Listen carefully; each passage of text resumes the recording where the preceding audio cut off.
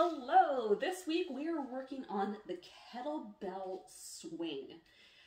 This is a great movement for the hips, for the glutes, for cardio. This is a great cardio one. And you know, sometimes you have a kettlebell, sometimes you don't. I actually only have kettlebells, I don't have dumbbells. But you can use a dumbbell for the same movement. What you would do is hold it long ways. Hold the, you have the two ends and then the handle, right? You're going to hold the end, right? Okay. So it's going to hang out beyond your hands. Okay. I don't know if that makes sense. If I need to explain that further, let me know. But we have the kettlebell, which is a little easier to hold. It has a handle. And I would start with a lighter weight. This is a movement that you can progress up to quite a heavy weight. Depends on how many repetitions you're doing and just making sure that your form looks okay. Now with a kettlebell swing, it's almost a combination of a squat and a deadlift. You're doing a little bit of both. Now you don't want to be looking at the floor when you're swinging, so you want to get your butt down, but you're not quite just going down and up, right? You almost want to have that swing. All of the power from this kettlebell swing, from this movement, comes from the glutes. This is a glute movement, right? Yes, your arms are swinging along. Yes, you're doing some squats and getting the heart rate up. But all of the power you should be generating is from your glutes. How do you do that? You're pushing through your heels and exploding up. This is a quick movement, exploding through the glutes. Now, like I said, you don't want to be looking at the floor. You don't want to just stay up and down. Again, kind of a combination, and you can almost practice this without a weight, right? But what you're going to do, you're going to have a nice wide stance, a little bit wider than a squat, because if you're going to squat, you're not going to have room for your arms. A little bit wider, and you may turn the toes out just a little bit. You don't want to be here, but you don't want them straight ahead, right? Just turn them out just a slight bit. And what we are doing, the arms are coming along for the ride. You have two movements you can do with the arms. Either is fine. You can just come up to your eye level, or you can come up overhead. Either works.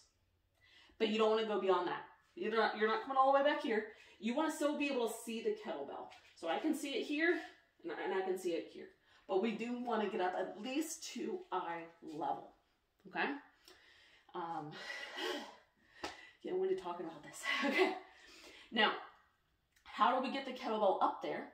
Well, what we're doing, again, is using our legs to thrust the weight up. Now, when we're down here, our arms are going to rest against our legs. We're coming back so that you're making contact with your legs. Once you're here, you're pushing through those heels, pushing through the hips to fling that weight up. Okay? You're not just, it's not an arm exercise. Your arms are along for the ride. That is one of the biggest mistakes I see with the kettlebell swing, is people just using their arms and yeeting the kettlebell up. No. Your arms are just along for the ride. It's all lower body. Okay? Now, if you're consistently getting here and you want to get up a little higher, that may really start to engage the arms, which is fine. Again, focus on the lower body and using the legs to get that weight up. Okay?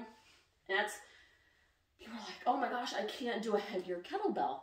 I'm like, if you can't do a heavier kettlebell, you're not using your legs. Because it's not an arm exercise. You shouldn't be able to easily lift whatever weight this is up.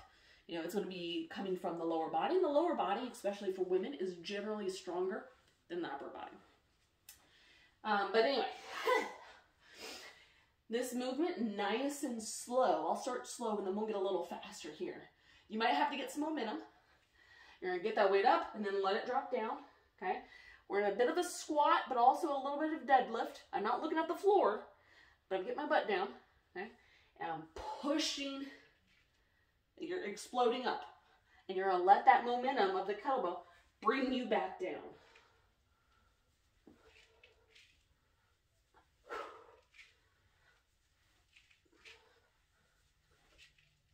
Okay. Now let me grab a little bit heavier of a kettlebell. I can get it. It's the heaviest one I have. Whew. Same thing. A little bit of an adjustment here. Now, if you're getting dizzy in this movement, one, you may be holding your breath. Don't hold your breath. Inhale down, exhale up, and you may be going up, and you may be here. You don't want to be here, right? Find a point of focus, maybe where the floor meets the wall, and stay there.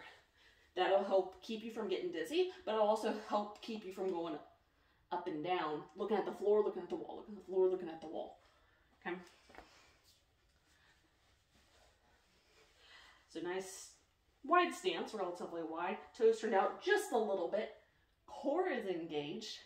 This is a glute exercise, not an arm exercise.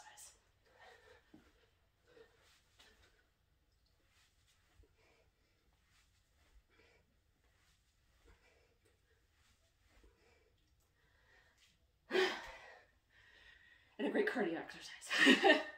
So that is the kettlebell swing. That is the proper form. If you have questions, let me know, and I'll talk to you next time.